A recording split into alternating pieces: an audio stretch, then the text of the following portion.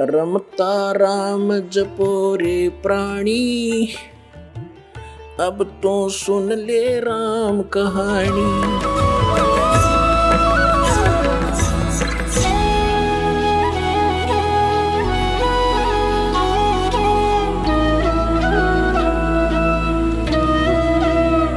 अब इन सदग्रंथों को समझना कोई बालकों का खेल नहीं है।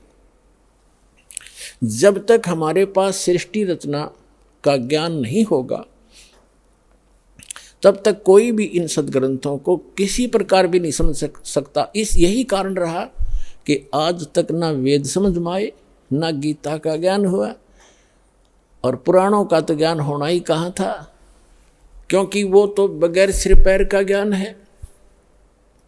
बगैर सिर पैर का तात्पर्य ये है कि उसमें जैसे श्री ब्रह्मा जी ने ज्ञान दिया,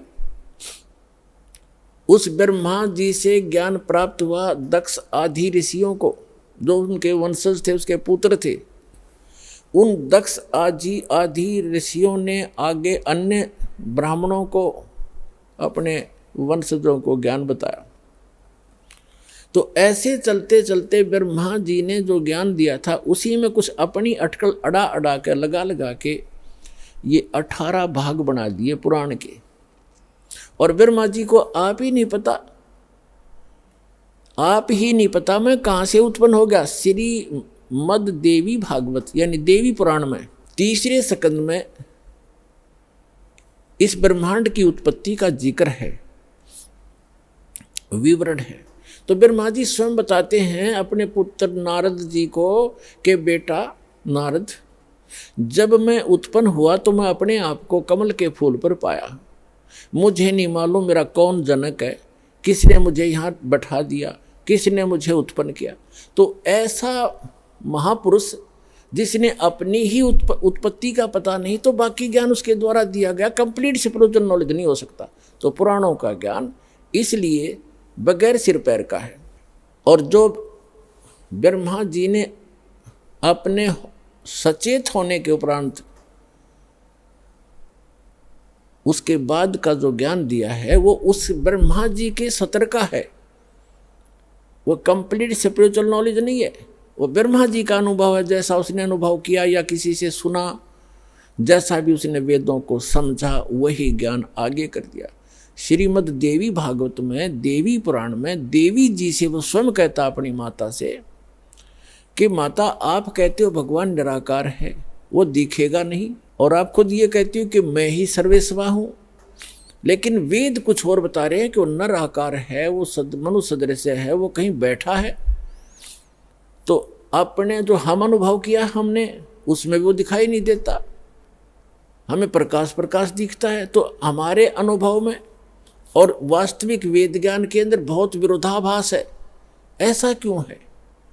लेकिन दुर्गा इसका कोई उत्तर नहीं दे पाई, उसको कहीं और ही अटकलों में अड़ा दिया और कहा कि तुम बुद्धि के भ्रम से दो दिखाई देते हैं, जो मैं हूँ सो वो है, सो वो है सो मैं हूँ। लेकिन फिर भी लास्ट में ये कह जाती है कि जब तुम्हारे ऊपर कोई आपत्ति आवे पुत्रों, तीनों जनों पर, ब्रह्मा जी, विष्णु जी, शिव जी पे, तो उस समय आप हम दोनों को याद कर लेना, मुझे और उस ब्रह्म को, फिर मैं तुम्हारे सामने आ जाऊंगी, तुम्हारे सब संकट दूर कर दूंगी। अब कहने का भाव ये है पुण्यात्माओं,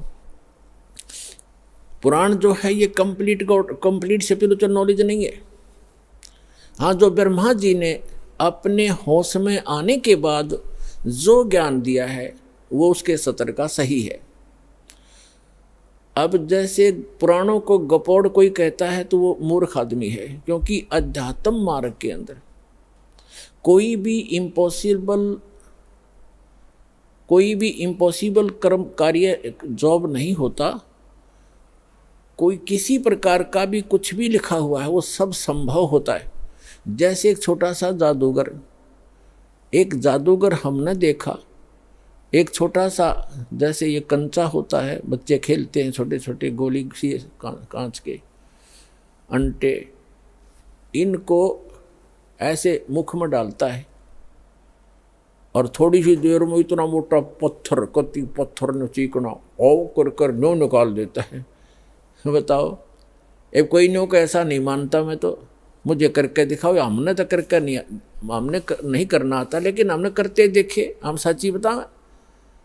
तो इसने कोई नो का झूठ है तो उसकी बुद्धि उसी के सतर की है, मैं नहीं मानता। अब जो कह रहा है उसने कोई बालक है, कोई स्वार्थवश थोड़ा ही कह रहा है। ब्रह्मा जी कोई बालक नहीं था, उसने जो भी लीलाएं देखी अपने होश में आने के बाद वो पुराण में लिख दी, और वो सारी जो भी हुई है वो सच्ची है।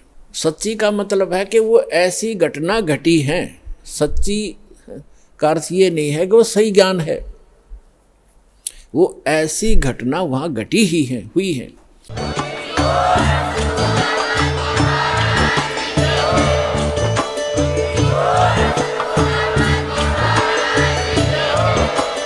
आप सुन रहे थे जगत गुरु तत्वदर्शी संत रामपाल जी महाराज जी के मंगल प्रवचन। अधिक जानकारी के लिए विजिट कीजिए हमारी वेबसाइट www.jagatgururampalji.org। संत रामपाल जी महाराज जी के शुभ आशीर्वाद से पूरे विश्व भर में 500 से भी ज्यादा नाम दीक्षा केंद्र हैं, जिन पर संत रामपाल जी महाराज जी द्वारा ऑनलाइन निशुल्क नाम दीक्षा दी जा रही है। अपने नजदीकी नाम दीक्षा केंद्र का पता करने के लिए संपर्क करें 8222880541।